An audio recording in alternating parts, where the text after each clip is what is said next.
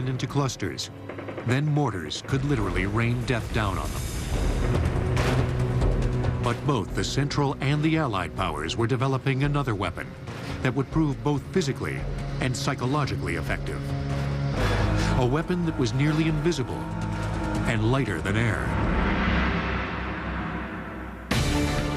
Although the flamethrower was developed and used during the First World War, it was a technology that made no strategic contribution. It frequently malfunctioned, often enveloping the two-man crew in flames. World War I tech will return on Modern Marvels.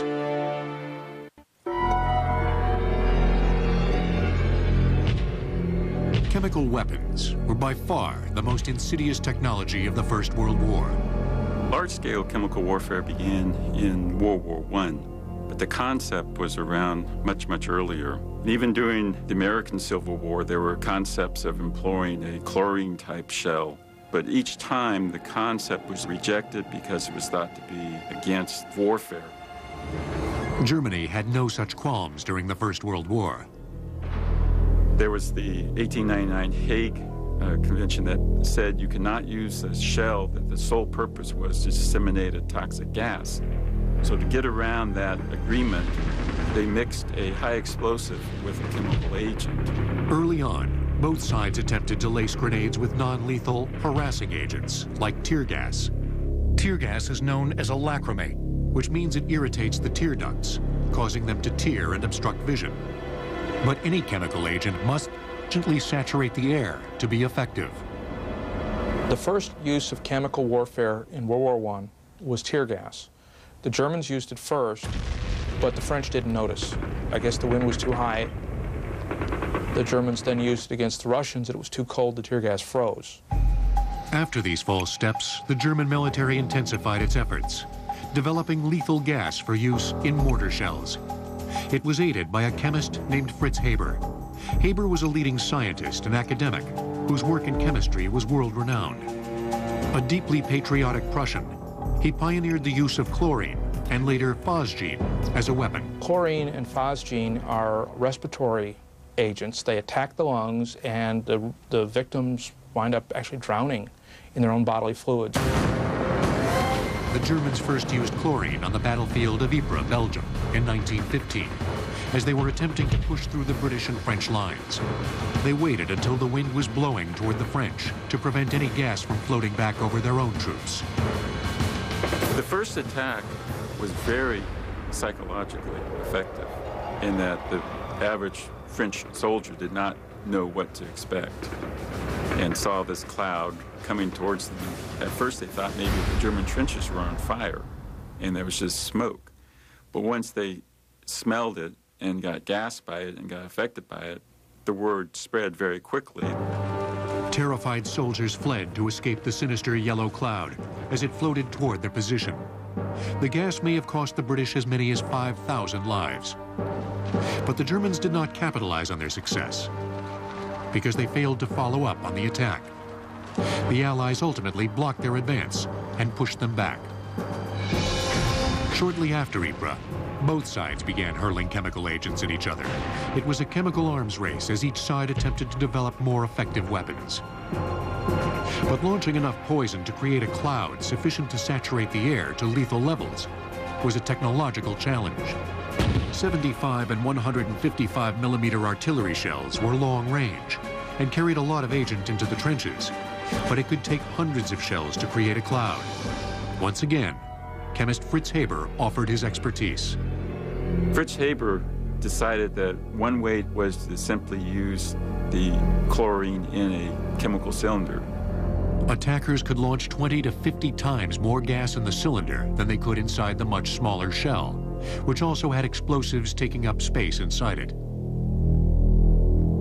Launching the cylinders was effective, but it was a clear violation of the Hague Convention. Clifford Holliday remembers the first time he was gassed during a battle. It was a foggy night, and when they turned that gas loose, it just stayed right on the ground.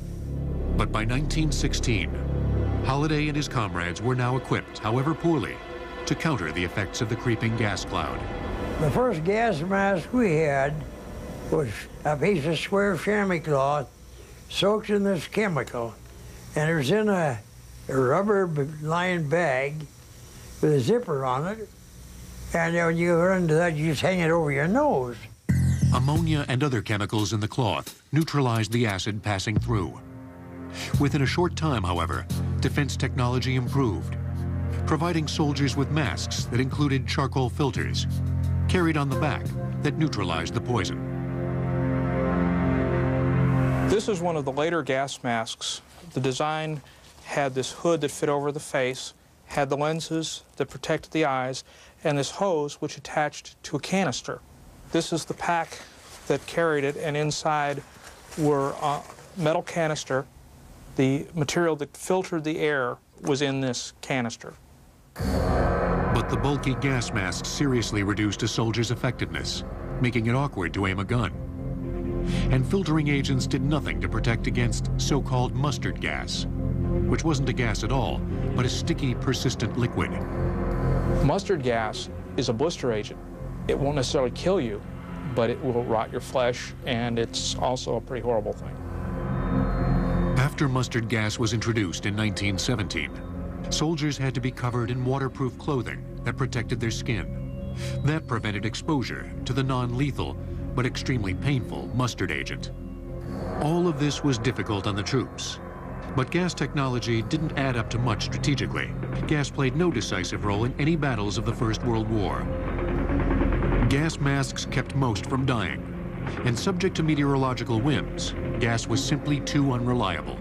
It just made everybody more miserable and had some casualties, but it was not decisive. Though gas injured more than 1 million soldiers, it killed fewer than 100,000, representing less than 1% of the war's death toll. Germany's Fritz Haber is not listed among those 100,000, but it's hard not to think of him, the father of chemical weapons, as a victim of his own misguided patriotism. His wife, who was also a chemist, was so horrified by what he did that she committed suicide. She couldn't live with it. And the ultimate irony was he was run out of Germany in 1933 when Hitler took over because he was Jewish, and the Germans had no use for him anymore.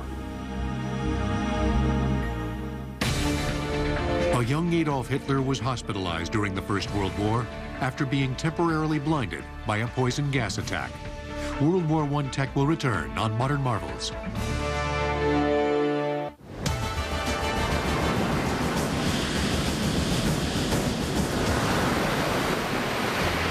The development of the submarine may have been the most important technological advance of World War I.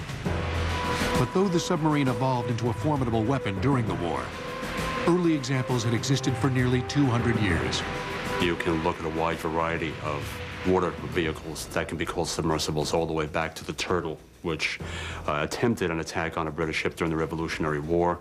Robert Fulton pioneered some steam-propelled variations on the submarine during the 19th century, and the Europeans did so as well. But the father of the modern submarine was an Irish-born American named John Holland, who during the 1880s perfected a way to make a vessel easily submersible and truly maneuverable underwater. Holland used tanks of water and compressed air to raise and lower the sub. He created a company which still builds submarines today, the Electric Boat Works. He sold them to England. The design was widely copied. Initially, they were powered by gasoline engines while on the surface and electric battery-driven engines underwater. Two different types of engines were needed because internal combustion engines required oxygen and could only be used on the surface. Battery-powered electric engines did not need oxygen, so were used underwater. Gasoline engines were initially used for the surface engine, but they were prone to explosion in the confines of a small vessel. The noxious gases that they emitted made the living quarters all but uninhabitable. What they gradually discovered was that the diesel engine and the fact that diesel oil is less immediately combustible than gasoline. The diesel engine was far better propulsion source for surface propulsion, and that they would use batteries for submerged propulsion. And of course, while they were on the surface, they could recharge their batteries employing the diesel engines. Although it was an Irish-born American who developed the modern submarine, it was Germany that established itself as a leader in sub-technology throughout World War I.